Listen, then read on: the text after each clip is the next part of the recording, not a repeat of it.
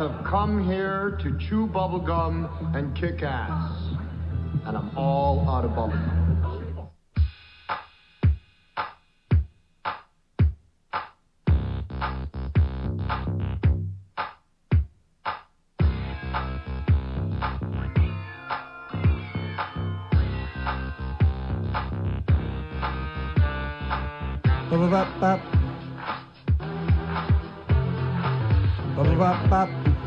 Wow, that's really lame. Wasn't that lame?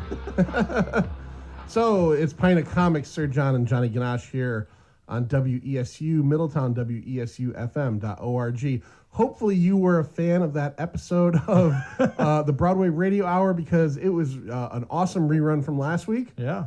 It's a little snowy out there. We had some little things going on here. So apparently there was a fight at the Stop and Shop. Milk and milk, bread and eggs? Probably. Yeah. Or beer. Whenever somebody says like there's like all these people when it snows out, because it's snowing here in Central CT, everybody's always freaking out over like, what do you do with milk, bread, and eggs? I just only imagine everybody's making French toast. Like what? Like don't forget the milk. Yeah, really. Like I haven't purposely drinking milk in 20 some odd years. I'm okay on snowstorms. I don't need the milk. It's a little bit more than a snowstorm. It's definitely the sleet and the freezing rain. So people are going a little crazy. Slow down. Yeah, just slow down. Relax. All right, if you're driving right now and listening, just pay attention to the road and enjoy the dulcimer sounds of Sir John. And seriously, I mean, what do you have to fight over? Yeah. Really? Yeah. Well, was it in Middletown? It was. A lot of aggression. Well, yeah. I love Middletown. Didn't plow me out right. It's my hometown, but yeah. Yeah. Or maybe your team lost today. Who knows? Probably. I haven't even looked at the scores yet. Have you looked at the scores? I haven't, but if it was your team, they probably lost. No kidding. That's for certain. Fitzmagic. Yeah, Fitzmagic. Okay, John, who is our extra special guest? Who's our milk, bread, and eggs guest on today's episode? Milk, bread, and eggs in book form. Steve Roth, our favorite contact at Quarto Publishing, who has gotten us many guests and many pieces of material to talk about. This guy is the best. We had him on once before, earlier this year? I would say it was last year. Was it last year? Yeah, it's been a while. I forgot to look, but I wasn't home. Steve, how you doing tonight? I am great, but I'm getting better. How you guys doing? You must be getting better. It's a wonderful night here in Connecticut. Where are you at? I am in Minnesota, where you would think the last thing that would happen here when snow is imminent, that people will go racing to the grocery stores to get staples that they will not run out of. For really? God's sakes, I mean, Bread, milk, and eggs. Well, I mean, that's I guess that's a good question. In Minnesota, where you guys have it much worse than we do. Is it a thing? Do people freak out and have to go out and get like bread, milk, and eggs? It's true. Yes, and the stores are swamped. Like at the moment the weather report comes, if we're within 24 hours, the stores get really crazy. And I mean, where is your life going if you can't go 24 hours without, do you know what I mean? Without surely you're not going to run out of toilet paper. Yeah. You know what I mean? One would hope not. No. I mean, at best, at least in the Twin Cities area, I mean, most things are somewhat walkable, and with Uber and Lyft and neighbors and friends, I mean, we're not in Fairbanks here, Well, that's the other thing. The Twin Cities, you guys have at least some kind of metropolitan public service transportation, yes? Yeah, exactly, yeah. So we don't have that anymore. The last time we had a trolley system that ran through town, remember that thing? No. You don't remember that trolley? It was a bus. And it was dressed up like an old trolley. No, I don't. They do have the Middletown area transit? Yeah, MAT. Yeah. But that only runs till like 8 o'clock. So. Yeah, no, it's short. Do you guys have any books on public transportation over at Quarto Nose? Actually, you know what? The Motor Books imprint, which has been in business for 50 years, it does all the transportation books, did several years ago. It's out of print. Did a great book, and I know because I have it, because among the many things I love is just about anything with an engine. We did a couple books about Greyhound buses, among other things. So really? The history of Greyhound, yeah. So, which not that anybody cares about Minnesota trivia, but there's actually a Greyhound bus museum in Hibbing, near Hibbing, Minnesota, up there, where some folk singer named Robert Zimmerman came out of and went to the University of Minnesota and started playing for the assembled masses there. So. All right. Little Bob Dylan trivia, little Minnesota trivia, Little Greyhound trivia for you. I got it all. Yeah. There's a book about everything, and there are fans that would put you in the pop culture realm regardless of what the interest is, I think. Oh, yeah. So, I mean, Yeah. when you bring up there's a book about Greyhound buses and the history of Greyhound, I would probably read that and enjoy it. Yeah, and there's someone out there that collects Greyhound, ephemera, and right. there's something for everyone, Yeah. and that's really what's cool about Quarto, is I occasionally will go through that site and dig through it, and man, there is if you're interested in something, you guys cover it in book.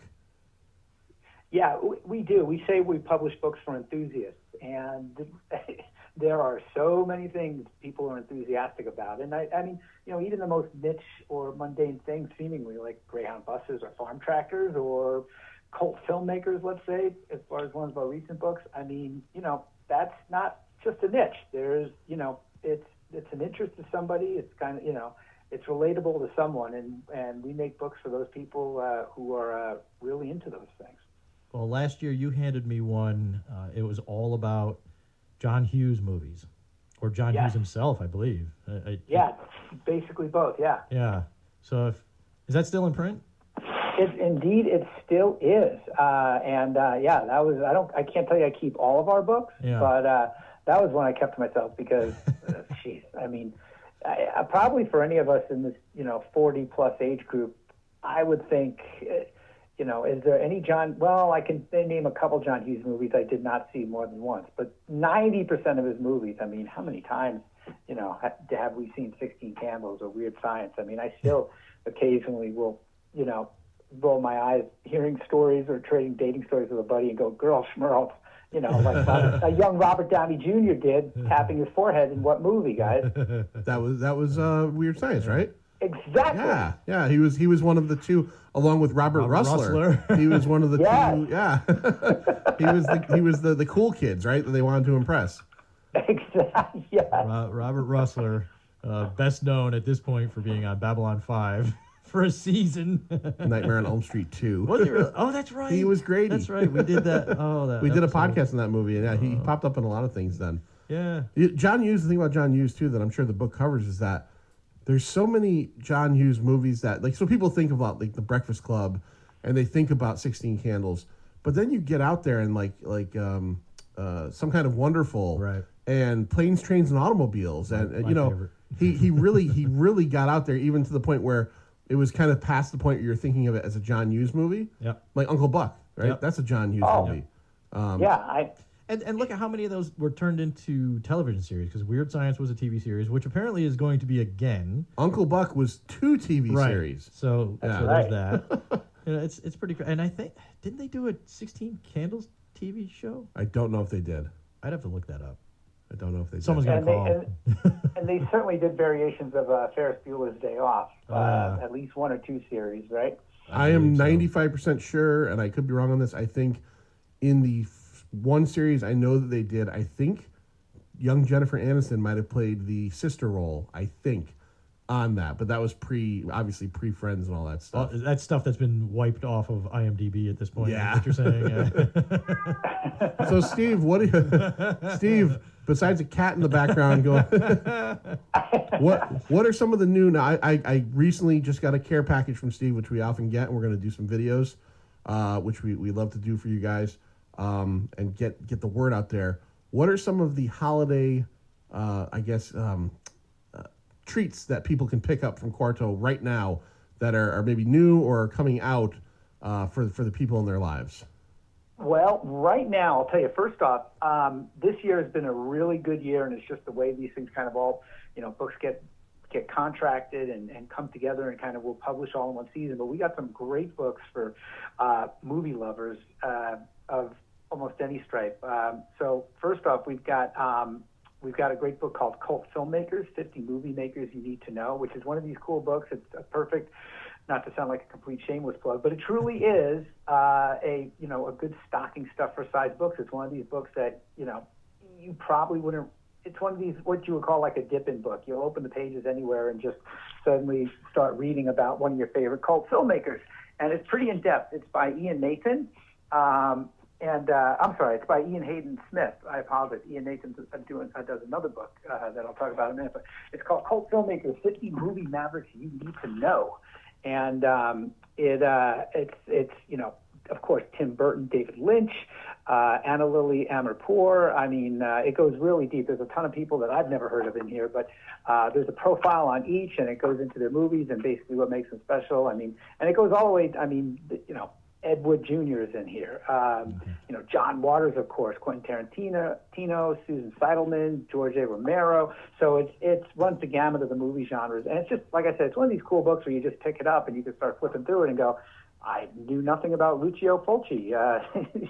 But now I know, and I'm curious about zombie flesh eaters from 1979. So, you guys probably know most of these folks in here, and it's a really cool book, and it's one that I'm definitely going to keep around and kind of keep near the TV, because I'm sure you guys are the same way. I mean, there's only so much time we have, and I mean, my Netflix queue just keeps growing longer and longer. And if it's not on Netflix, I want to find it somewhere else, because I'll discover a book like this, and suddenly there'll be 25 movies that I really want to check out because of, I read about it and read about the people involved in it, or in this case, the directors. So it happens to me all the time. Yeah. Yeah. Yeah. I wanted to say real quick that's one of the awesome things about so many of the books you guys put out, is that they're, almost like a great reference guide where you can pop any of these books open and read a chapter about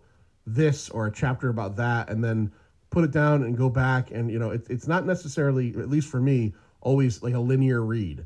You could dip into them and get through everything in your own pacing a lot of times. Read about the experience, like in one that I'm sure you'll mention, the Tim Burton book. You want to go ahead and read about him, making Ed Wood. You can read about Ed Wood and then jump back in 3 days later and read about Pee-wee's Big Adventure at your own pace.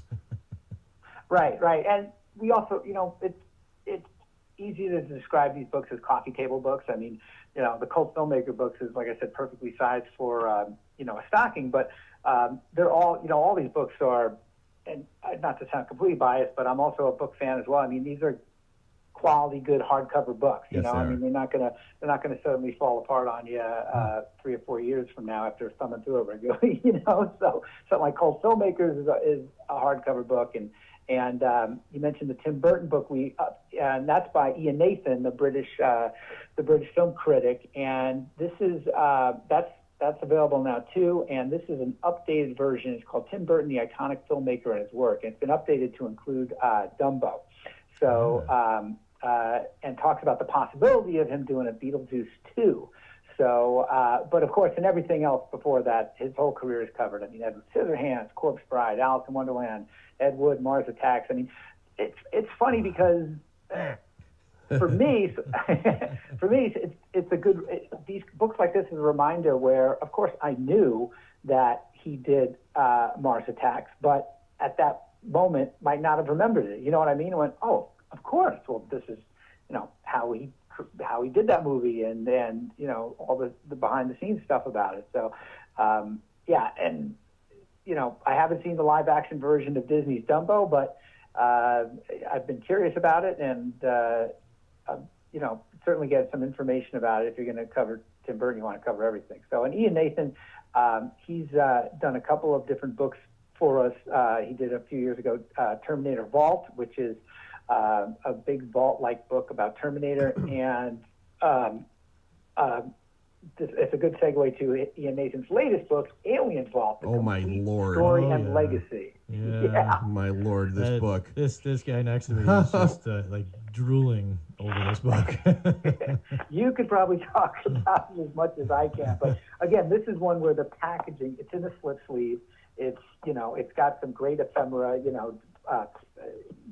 It's got those pull-out plans and the different things in it. And, I mean, I call these books like this like a must-have. I mean, if you're a big fan of Alien, you cannot not have this book.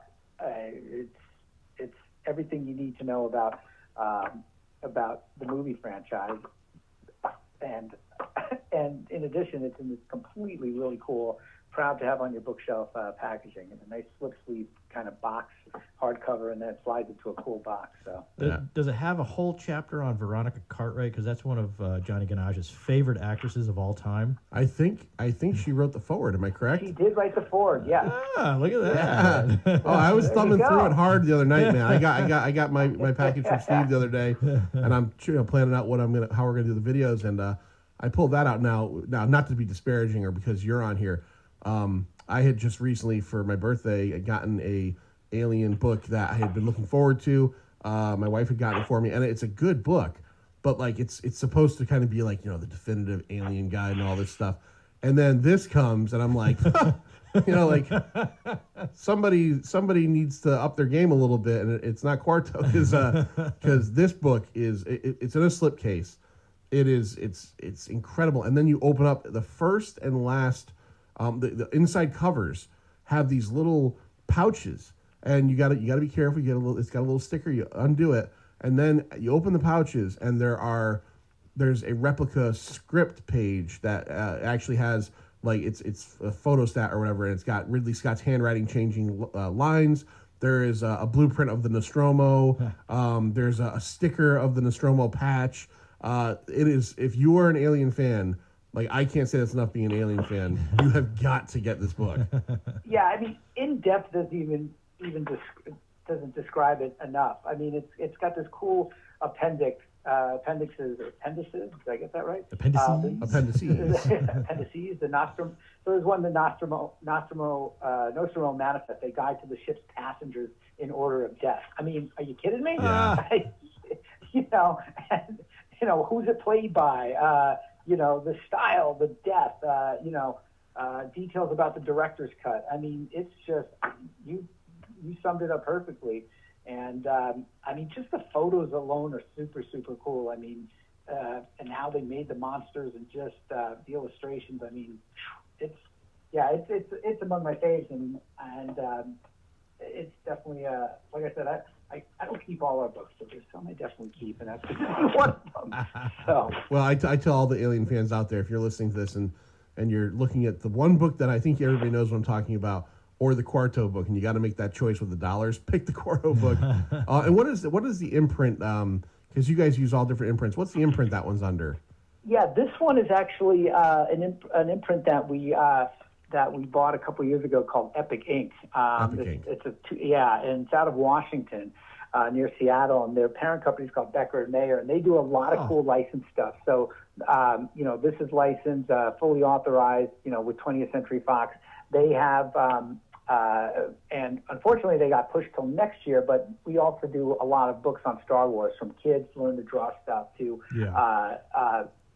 big hardcover, these huge Star Wars, book in Star Wars, the blueprints, these $99 packages. John, you might remember last year when we did officially meet at Comic-Con, but unfortunately we did not cross paths this year, my friend. I'm very disappointed. John was not there this year. I was, and I'm sorry. Yes, and I feel terrible because he had said to me, like maybe the week before, make sure to stop by and say Steve, and it was in my head. And then I go there and I leave, and I remember thinking, like, the next day, I'm like, oh, man. He was 50-50 for people he was supposed to go meet. I did. I hit one, and I missed you, Steve, and I'm sad about that. Because to see the booth, I mean, when I went last year and I saw the booth that you guys had set up, I was just like, every single one of these books that you have would be of interest of people that listen to our show. Anything. I mean, it covers crocheting Star Wars characters, to patterns for sewing your own costume, to the drink making. There were a number of books on drink making, and some of them were very specific to not tiki drinks, but like drinks made from certain TV shows. Wasn't there one like on Doctor Who? Yep. Yeah. We did one of those. Yeah. Yeah. So it's all across the range of pop culture. And that's just what I saw there.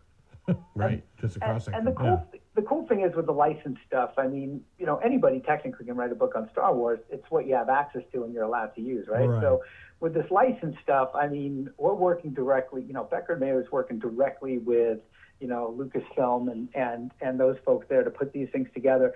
And so, and in the case of, like, say, Star Wars Scum and Villainy, which came out last year, the author's Pablo Hidalgo. So, I mean, this guy, he started writing on Star Wars in 1995. He was, worked for Lucasfilm. So, I mean, this guy knows his stuff. He's been a part of the whole story for 20 years now. And, so there is that kind of, that officialness to it because it is, but there's also expertise on it. So, and I keep using the word in depth, but that's really what these things are. And I think for fans, it's so easy. We know right away on something where something just misses, right? Or if it's missing details, and it kind of bums you out. You want to not only learn stuff, but you're getting it because you love this stuff so much, you know so much about it, and when there's misses, you just go, wait a minute, hold on, if I know this stuff, this should be in the book. So when it's these official things, the Star Wars stuff in particular is really cool. Plus the packaging, I mean, it's just fantastic. The Star Wars Smuggler's Guide is a huge box set. And, there's a deluxe edition, Star Wars Smuggler's Guide deluxe edition, Tales from the Underworld. And, so if you're the Becker and Mayer Epic Ink folks, I mean, Alien Vault, the Star Wars stuff. And then we also do stuff, one of our other imprints does stuff with DC Comics. And I think you had Bob Greenberger on a while ago. Yeah. So. For all the different books that we've covered for you, I mean, it started with Becker and Mayer, and it started with the two guys that wrote the book on the Saturday morning cartoons. Oh, of course, yes, early last year, yeah. That's where it all started. That's once you said Becker and Mayer, I'm like, oh yeah, that's that great book that came out, and those two guys. That was a great show. Honestly. That was a really good show. Yeah. They were really good. They were asking us questions. Yeah, they quizzed us. Yeah. And actually that was a year ago. That did come out fall of 2018. Oh, so, that's right. Wow. Yeah. There was a book you had sent me earlier this year that one of our guys, Gary, had done a written review on, and you sent it to me, obviously, so I saw it first, and the Hot Wheels book. Oh, the Hot Wheels book. Now, you were talking about packaging, and again, I love a good coffee table book. I love something with inventive packaging. The Hot Wheels book came in a case that was just like one of those old vinyl Hot Wheels cases, right? So you open that up, and I mean, everything is the same about it. Remember those kids? Yeah. Cases you put your Hot Wheels in. I'll tell you, I was a fan of Hot Wheels when I was a kid, but sure. I have no real connection to it as an adult. I'm not, there's no affinity. I flipped through that book multiple times before I handed it over to Gary because it was, again, just so well done. Yeah. And so, again, like Steve said, it's so in-depth about the history of Hot Wheels. And then you get that packaging. It's killer. Well, I mean, and you get, like you said, Steve, was the books from Bob Greenberger about the 100 greatest moments from various characters in DC Comics. Those things we just can't help but talk about because it's really right up the middle of our alley, and they are about as in depth as you can get. I mean, I look at those as great books for anyone that's not even reading comics right now, as a gateway to comics. So you start reading these great moments that happen to these particular characters, and it crosses their entire history from the very beginnings to right up to this day. And they're fantastic.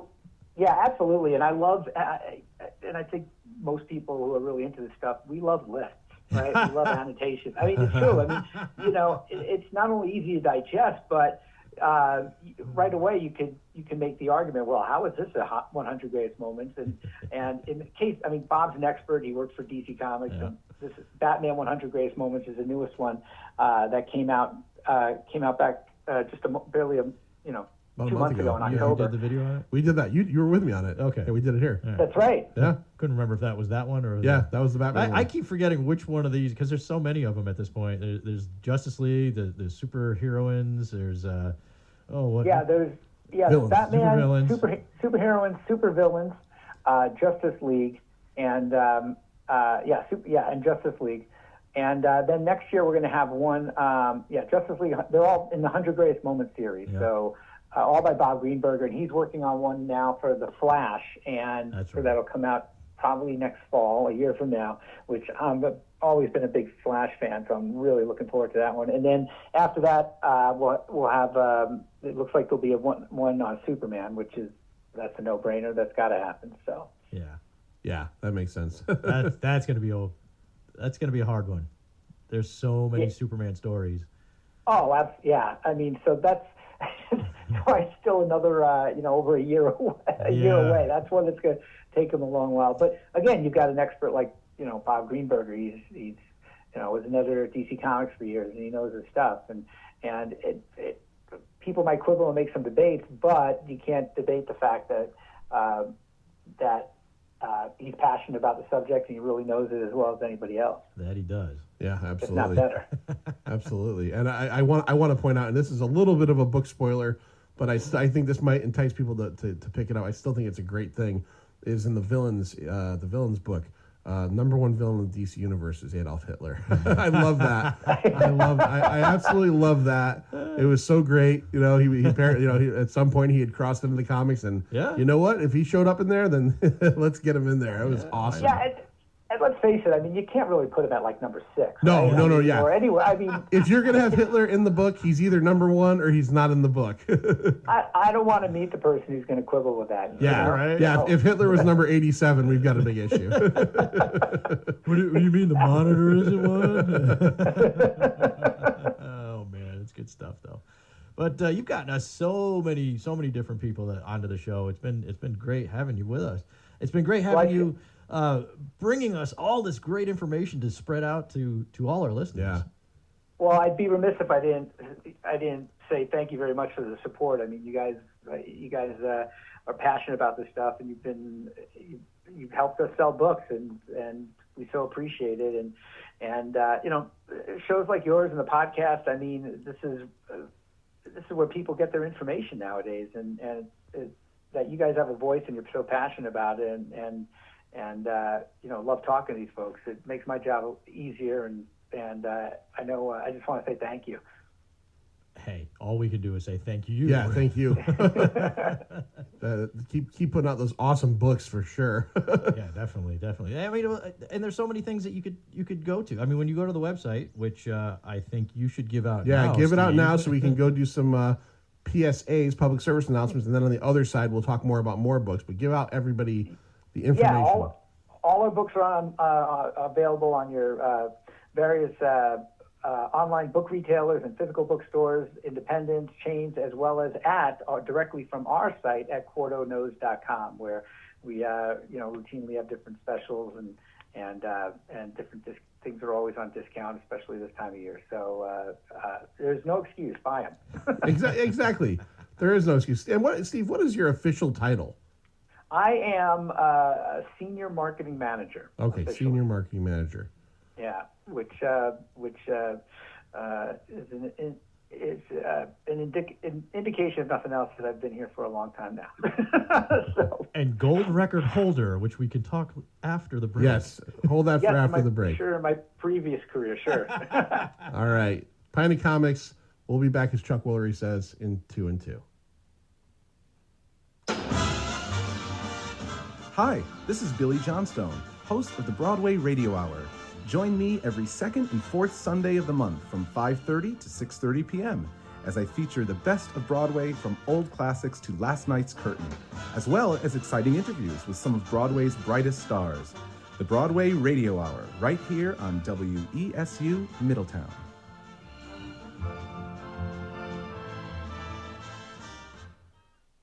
Where can the skills you learned with ham radio take you? Amateur radio, often called ham radio, is the place where today's engineers got their start. Ham radio is more popular than ever before. With hands-on training in electronics, engineering, and digital communications, modern hams interface computers and radios in entirely new ways. Ham radio in the 21st century can take you around the world or into a whole new career.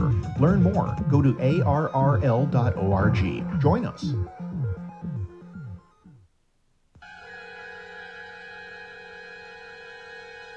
Thunder, thunder, thunder, Thundercats, ho!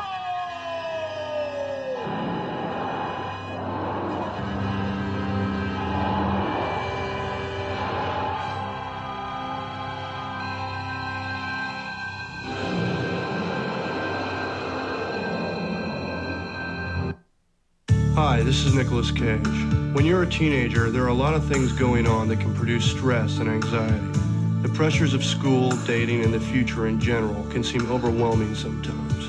But there are healthy ways to deal with stress, ways to reduce it and channel your energy in positive directions. And you don't have to do it alone. The Will Rogers Institute has a free booklet with some really helpful information. For your free copy, visit wrinstitute.org and find us on Facebook and Twitter.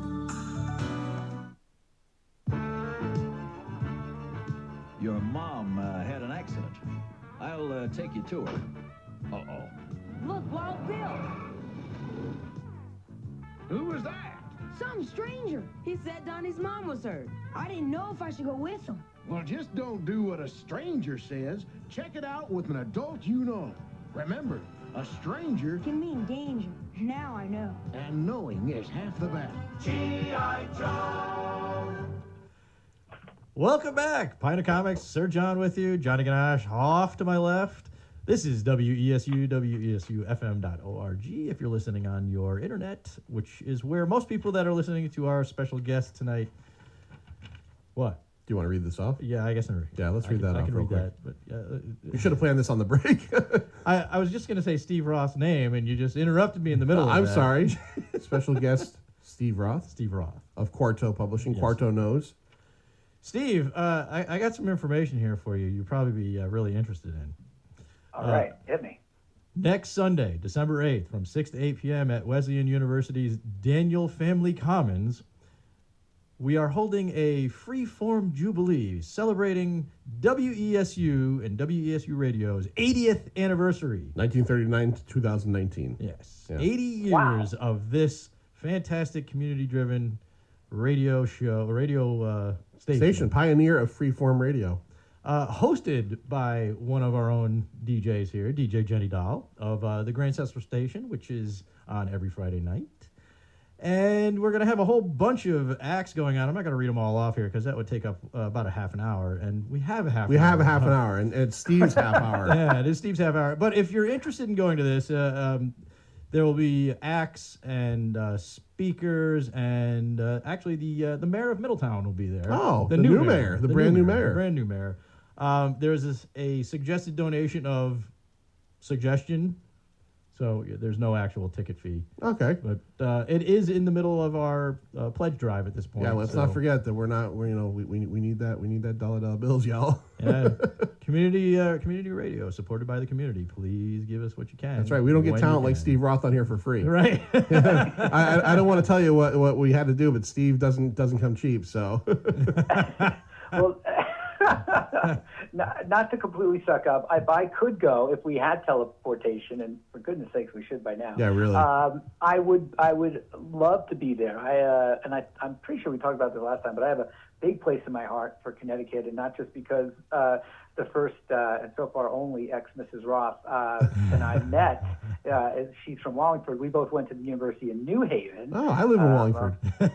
Okay. I used to know Wallingford very well. I loved it. Loved that little town. And I lived in Hamden and went to University of New Haven. And I used to visit WESU among some of the finer college radio stations in Connecticut, as well as record stores, including one right there in Middletown, because I started my erstwhile career in college as a college marketing rep for CBS Records. Was it Merle's Record Rack? It was Merle's, but it was also a guy who spun off from Merle's, and he had a store at the Clock Tower shop. Oh, right. Yeah, that was Merle's, right? Then you know what? this is all making me laugh because we had this conversation last year. We did, yes. And I knew Merle's. I mean, Merle's Record Rack in East Haven, and there was by that point there was maybe 4 or 5 left. And the main store was in East Haven, but there was a guy there. I remember he was a super nice guy when he wasn't angry at Record Town or whatever was down Record Express. Oh, Record Express. Yeah. Oh, but it was also Record Express. I knew Record Express really well too. But he was sole proprietor in an indie store at the Clock Tower shop, and I loved visiting him because I would bring promos and he would give me all the display space I wanted for whatever bands I was working. This is circa 1988 through 1990. So he would let me put up rave up posters or third base and third base. Pop goes the weasel. When you were leaving when you were leaving the Clock Tower shop, did you stop at the Ben and Jerry scoop shop that we had? I've been 99% sure I probably did. So. So I have a place in my heart for Connecticut, and I used to try to get WESU to play our records among. Let me see. There was WXCI in Danbury, WWUH, University of Hartford, WNHU at my alma mater. It was a great time for me personally. But WNHU really has some serious metal shows, man. There's a couple. They're known for their metal. Yeah, really. So I mean, and I loved ESU, and just it was so cool just to visit these other college campuses. As much as I love UNH, I mean, we were on a shiny hill overlooking the West Haven landfill, as opposed to which I can't denigrate my alma mater because it's a great school and still is, and they've grown tremendously. At that point in time, though, I mean, it was quite a different place, but it was really cool to go, visit these different stations at these different schools like ESU and see what they were doing and all that. And, it was fun. That's okay, Steve. If you came up here, you would probably recognize everything. Yeah, nothing has changed. You said 30 years ago, so I don't think much has changed. No. We're the only thing that's changed is I think about 2 blocks away from the station. There's a Asian restaurant that's called the Asian restaurant. That's the actual name of the restaurant. Yeah. Somebody told him that his SEO and Google search results would be, would go a lot better. You know what? That's probably right. Probably right. The funny thing is, he's been there probably longer than any of the other restaurants that have been there in the last 10 years. So don't confuse people with these standard Chinese, restaurant naming where you take like Dragon or Phoenix and then throw in like a Golden or just call it Asian restaurant. or some pun like, I want to call it Rocket Science. Yeah. No. No. Rocket Science. Steve, what? So we covered a couple of the books that you guys got in the on the Christmas list that people can get right now. What else is coming out? If I could prompt you, because I want to talk about this a little bit. If I remember correctly, there is a Quentin Tarantino book, right? Yes, I was just going to say we do. Yes, we talked about some of the movie books. We have it's called Quentin Tarantino, the iconic filmmaker and his work, and this is another cool book in a slip sleeve, great packaging by Ian Nathan. That's out now. It came out October, so it was just after, by 2 months or so, 2 or 3 months after. How could I space on Once Upon a Time. Once Upon a Time in Hollywood, yeah. Right. So, but it does go give some behind the scenes look at Once Upon a Time in Hollywood, and Nathan writes about that.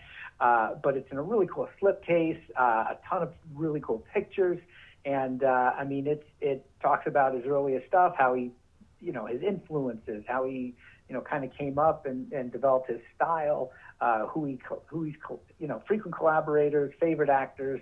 And there's also really cool eight-page fold-out timeline, which shows the entire filmography. And again, this is another keeper. I mean, I'm a big Tarantino fan, and you'll learn things about what he's done, and it's just another one that'll look cool on your bookshelf. Oh, I signed up for that one too, because that's me all day long. I love Tarantino, and I'm really looking for. I still haven't seen Once Upon a Time. I'm looking forward to that. Either. It's definitely worth it, and I believe you should have a copy of that coming soon. We the first printing sold out very fast, so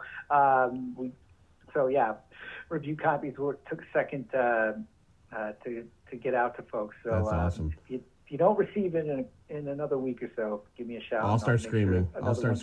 Well, yeah. and while you were bringing up Rocket Science, I was thinking of a guest that we had on not long ago, Ethan Siegel, who wrote Technology, yeah, which is a fantastic book. I thought Ethan was one of the best guests we've ever had on the radio. You missed out. I have a sore spot about technology because here's the thing: I love Star Trek, but John's the Star Trek fan. And this last 6 months, I have missed a lot of shows due to my actual job. And I messaged Steve about technology when I saw it in the lineup, and I said this would make a great show. And Steve set us up with Ethan. And then I couldn't be on the show. Yeah. And I'm still PO'd about that. And for listeners that are thinking that this book is just like Star Trek technology, written about the Star Trek technology, it's not. It's way beyond that. It's so scientifically accurate. It's crazy. And he's an interesting dude. Ethan knows his stuff. We barely made it through half of that book. I've got to get him back on just to talk about, because we barely got to teleporters, which you mentioned earlier too, Steve. Right. It's super cool to see the science come to life, right? Exactly. I mean, remember how blown away we were? I mean, I know when I was a kid how those automatic doors would happen, right? Yeah. Go into the bridge. I mean, well, that's a run-of-the-mill thing now, right? I mean, but it's neat to see all these real-world applications that Star Wars, if not predicted, was way in advance of. So. Star Trek now. Star Trek. Sorry, I got my stars mixed don't up. do that with Star John. Trek. Don't send letters. Yeah. I'm tired. I got in late last night.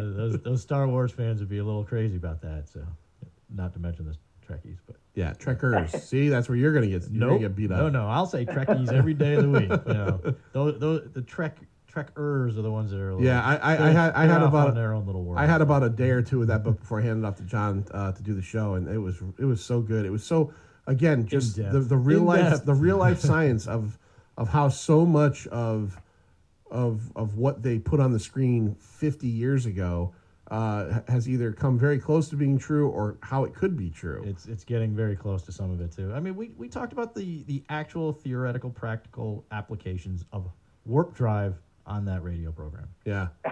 Yeah, I put that out as a podcast. It's pretty popular. Is that right? Yeah, oh, you did? it did well. Yep. That's cool. Yep. I'm sure if you guys are so inclined, we can get Ethan to come back. Definitely. Oh yeah. Definitely. We'll talk about that off the air. All right. What else? What else is coming out, Steve?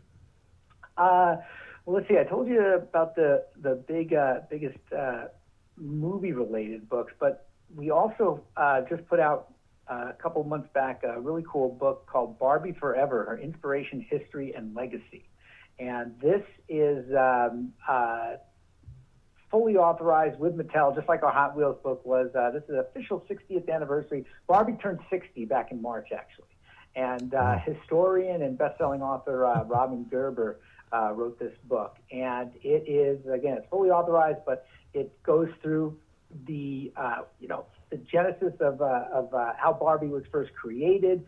So you got vintage photos, advertisements, and just it really goes through how Barbie was just has really had these major moments in. It's not just she's a real kind of a girl power icon, if you will. I mean, and now just how hugely internationally influential a simple Barbie doll has been since 1959. So it's not just a picture book. I mean, it's really in depth and really goes into the history and the influence of Barbie. But 59, and they're still making them. Yeah, and you start thinking about that. The influences that Barbie has had in many ways, there's a lot to be talked about there. Yeah, I mean, and that's stuff that we have no knowledge of. Unfortunately. No, I'll fully admit when that show on Netflix, The Toys That Made Us, came out, I skipped the Barbie episode. Yeah, it's probably really fascinating. And and the funny part is that the most recent slate they did a My Little Pony episode, which my wife loves, but I watched it just because I was curious. I got to go back and watch the Barbie episode because I'll take a little bit of my male bias out of it and just watch the thing and learn a little bit. Because really, what other toy lines since 1959 or around that era are continuously still being made? Right. Not a lot. Well, I mean, and she is really. I mean, you could put her under that kind of pop culture icon. I mean, who she's influenced. I mean, you name the actress. She probably had Barbie dolls growing up, right? You name the fashion designer, male or female, probably was influenced, played with, knew kids who played with Barbie dolls. And I mean, really, there's one other toy that has had that kind of longevity and just that huge mass appeal, and that's Hot Wheels cars. And we talked about the Hot Wheels book not long ago. That's, now 50 years going on, and there's been 1 billion Hot Wheels cars. So, I mean, if you don't know somebody who's ever played with Hot Wheels cars or Barbie dolls, you've probably been living an unbelievably sheltered life. Yeah. Did you play with both? I played with Hot Wheels. Okay. Hot Wheels and Matchbox. Matchbox. I was a big Matchbox fan myself. You didn't have any sisters with Barbie dolls? My sisters, my closest sister is like 10 or like 8 years older than me. So it was kind of not. I'm sure she had them when she was younger, but there's too much time passed there. Yeah, my sister played with those as well. I remember, but before that, she had a Baby Alive doll. Remember that? That sounds creepy as hell. Yeah, was that the thing that I just remember the commercials a lot because you could physically feed the doll and then it would come out the other end. But it also taught kids what bulimia was basically because you could shove food down that baby's throat and it's just. Before we even knew what that was in the 70s, and I won't even try to sing that theme song, but man, that's going to be in my head now for the rest of the evening. So. Oh, you did it to yourself. I guess the worst part about a Baby Alive doll is that as soon as I just Googled, I typed in Baby Alive was the first thing that came up. And there you go. And they're it's still that phone is not listening to our conversation. Yeah, right I know. They're still making them. It looks like. Oh, really? Like Play School, Yummy Treat Baby, and you feed her a cupcake and. I don't know, or ice cream cone. Yeah, thank you. No books on that, Steve, okay? No, I'm hoping not. There's some things I'll just have to say no to. I'm sorry, I know I'm supposed to cover these things, but I just can't. I cannot do the Baby Alive doll. Quarto does not know. When it comes to some of the books that you guys do have, are there books like specified to particular collectors? So like, are there books about bottle collecting or stamp? Yeah, stamp collecting, anything like that? Not specific, but I can tell you, not specific to hobby so much like that. I mean, there's definitely a lot of DIY books, that you could say would be something for the hobbyist. But I mentioned motor books, and there is kind of an intersection as well because to some of the pop culture stuff and motor books. When you speak of collectors, I mean, we do books on Porsches and Mustangs and muscle cars, and folks who either aspire to or own any of these cars want these books for the same reason why you're a Star Trek or Star Wars fan or Hot Wheels fan. I mean, they're huge enthusiasts for the brand or the mark or the toy, let's say, and they want to know everything they can about it and previous iterations and influences and things like that. So when we speak about collectors, I mean, the car books definitely fit under there. And we have the new Matt Damon and Christian Bale movie, Ford v Ferrari. Yeah. Well, we've got a couple of books on the Ford GT and that rivalry, and not officially licensed with the movie at all. But I mean, these are books that tell the story of how Ford beat Ferrari in 1967 at Le Mans and Carroll Shelby, and so I mean, for fans of that movie who want something a little bit more in depth and we're just mesmerized by these cars, just go to QuartoKnows.com and type in Ford GT, and we've got a couple of them. So I mean, this year we put out a book on the complete book of Porsche 911, the Mini Cooper, the famous Mini book. It turned Mini cars. They turned 60 this year, so. It's the type of thing where you don't necessarily have to be a collector, but if you're a fan and you're into these things and just want to learn more, any of these books are a great place to start. I should mention too, we do have we do a lot of books. We've done several books for that are Lego related, not necessarily licensed with Lego, but one of the books that came out this year is How to Build Brick TV and Movie Cars, featuring detailed Lego designs. Oh, that's cool. Yeah, so this has got Knight Rider's Kit Firebird, Herbie from the Love Bug, Mad Max's Falcon Interceptors, of course, the Mach 5 from Speed Racer, Wayne World's Pacer. So there's 15 famous, TV and movie vehicles in there, and it's with all detailed plans. So, adults, kids and adults, I love Legos. Some of these plans are really detailed, and to be able to kind of set yourself up and build, the Herbie the Love Bug model is really cool. Party on, Wayne. Party on, Garth. I got to have that Pacer now. Yeah. If you're going to spew. Spew into this. And it's just interesting because the people I've talked to about this, and we've done a couple of these series of these Lego books. I mean, adults. Legos aren't for hobbyists. You just don't, so many people just do not grow out of them, and they're kind of almost. There's a weird kind of Zen thing I think that happens with Legos when you're playing with them. A couple of years ago, adult coloring books became huge. Yeah. And we rode that wave for a long time, and I know a lot of people just went, really, But we sold millions. In book publishing, I mean, millions of these things were sold. You saw them everywhere, and it was because adults really got into them, and there was a coloring book for just about anything and everything. I mean, nature scenes to replicate great paintings, to landscapes, to animals, and these books like this sell more to adults as opposed to kids and gifts. Huh. Or I say gifts for kids, I should say. That makes sense. I love Legos. The only reason I don't buy more Lego kits is I have nowhere to store. I would have to put it together and then take it apart, because so many of the really great Lego kits they have now are not like, just put it in the closet. It's like the Millennium Falcon is the size of your dog. I went to a Lego store yesterday, and I didn't even know that Lego stores specifically existed. Oh, yeah. The Lego store, you went to the one in the West Orange Mall? Yeah. Yeah. The Lego store is impressive, man. Like those bins of just different colored and shaped Legos that you could buy like you're at a deli. You put them in the little bags. It's amazing. Yeah. Yeah, exactly. Yeah, there's a mega one here at the Mall of America, and I could just lose a couple hours there. And I don't have a lot of disappointments from being a dad, but one of them was that my kid just was into Legos for a minute, and I was just, but didn't have the interest and hours of fun for whatever reason as I did, as much as I tried. I mean, I just shoved him out of the way at one point. Said, "Listen, I'm going to be playing with these things if you're not interested." Now, just a question on the Lego, on those books, because these are kind of like I'm assuming these are like fan-based blueprints. Does the book, I'm assuming it must, give you a list of the pieces you're going to need? Is that how it works? Yeah, it's got detailed plans, and the guy who does it who's done these books is a guy by the name of Peter Blackard. So he's done how to build brick cars, how to build brick airplanes, and it says it's basically detailed Lego plans. I mean, it says Lego in the title, but there's other brick.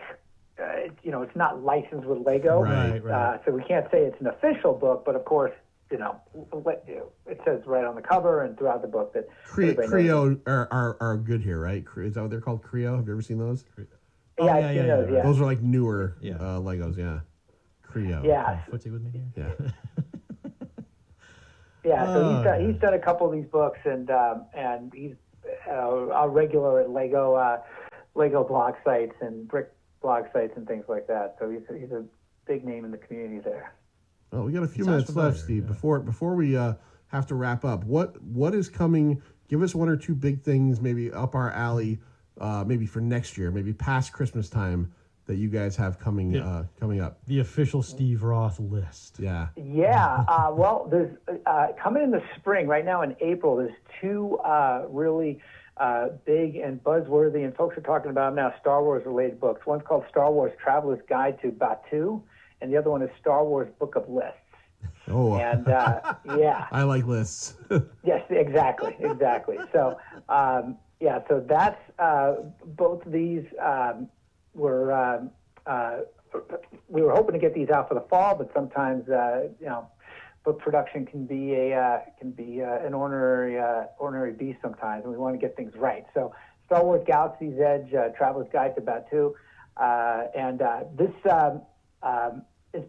The timing on this is really cool because, of course, there's now that new Disney theme park which just came out, opened a few months ago. So this is, the Star Wars edition, the Planet Batuu. I don't know if you guys ever talked about it or whatever, but it was the newest thing that Disney opened in Disneyland in California. Oh, yeah, Galaxy Edge. That's where it's supposed to take place. Is Batuu?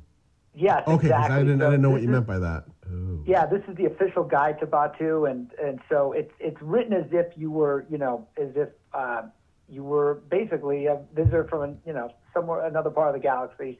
So it's a traveler's guide, right? So there's recommendations on where to eat, sleep, what to do, travel itineraries, and of course, I mean, there's these great illustrations and maps, original content from Lucasfilm, and so that's by a guy by the name of Cole Horton, and he's written a bunch of Star Wars books. Lego Star Wars, speaking of Legos, Lego Star Wars Chronicles of the Force. He wrote Star Wars Absolutely Everything You Need to Know. So, that's coming. That's April 14th, and the Star Wars Book of Lists is also April 14th. Big day for Star Wars fans. Yeah, and that one is called, the list one is Star Wars Book of Lists 100 lists compiling a galaxy's worth of trivia. Oh my God! And that's I'm sorry, that's John. also by John Paul hates Horton. lists, and I love lists, and our podcast co-host Lloyd loves lists. I'm gonna ask you for that book or get that book, and I'm gonna torture him with it. Two things have happened in the last half hour, Steve. When you started talking about cars and car parts, Johnny Ganash's here brain shut down, and then as soon as you started listing off lists, my brain shut down. No. I'm sorry. No. I sell car parts for a living, so no, but I'm still interested in that aspect of it. That it's amazing because it is. I mean, there are people. Good, there are people that love this. No. When you said lists, though, John definitely was like, "Oh no, lists." The Star Trek book of lists are like, oh, Star Wars. Star Wars. See, now you're doing it. It just happens. And I should mention too. I got my dates a little bit mixed up. We were talking about Bob Greenberger's book, Superman 100 Greatest Moments. That's going to come this year as well, and so is The Flash. So we'll have 200 Greatest Moments books coming this year. Okay, for 2020. 2020. Yeah, 2020. Okay, Yep. Okay. And so those pretty much should all come by hopefully June. Superman will come in October, it looks like. And of course, I mean, dates are scheduled to change, but they're going to come this year. I mean, if anything changes, it'll be like by a week or two, but that occasionally happens with printing and all these other fun behind-the-scenes things. But there'll also be in the fall, speaking of Star Wars again, I'm sorry to jump around too, there's a really cool book called The Wakanda Files, a technological exploration of the Avengers and beyond. So that's, based off of Black Panther. And then we've got I'm really looking forward to this, and I don't know anything about it other than the title just says Wes Anderson, author Ian Nason, and that's coming in November. You just had John. John's head just popped up. He's a big Wes Anderson guy. Hello. So if that's anything like the Tim Burton book and the Quentin Tarantino book, it's the same imprint. White Lion Publishing out of the UK. That's one of our divisions, and that one should be fantastic. We should probably let the listeners know that Quarto is the umbrella organization over what 8 or 10 different publication houses. Yeah, we own about 8 different imprints throughout between the UK and the US, and then we distribute a slew of independent imprints that we don't own, but we distribute and do some marketing on. One of my favorites that I deal with is an imprint. I almost said label there. An imprint called Jawbone Press out of the UK, and they do super cool books on music. Basically, they're all music bios and narrative bios, and I mean it's everything from Moby Grape to Kiss to Todd Rundgren. Just do a quick search for Jawbone Press, and if you're a music fan of just about anything on classic to hard rock to alternative rock in the last 30, 40 years, you'll find something like there. All right, Steve, we are at the end of our time. Thank you so much for being on again. My pleasure. Love talking to you guys. It does go by quick. One more time with the website so people can check you out. It is QuartoKnows.com, QuartoKnows.com. All right, Quarto Knows. Steve, thank you so much. Steve Roth is a great guest, and go out and check out some of those books because I'm telling you right now, good stuff. They're good things. So thank you so much, Steve. Thank you, guys. It was fun. I love talking to you guys. Thanks. No problem. Thank you. All right, we're at the very last minute of Pint of Comics. So coming up next is Uncle John and Dead Air, the world's most dangerous live Grateful Dead show, episode number 17,246. Until next week, John, you know we have on next week yet or no? It is up in the air at the moment. Up in the air. So until next week, as Corporal Hicks would say,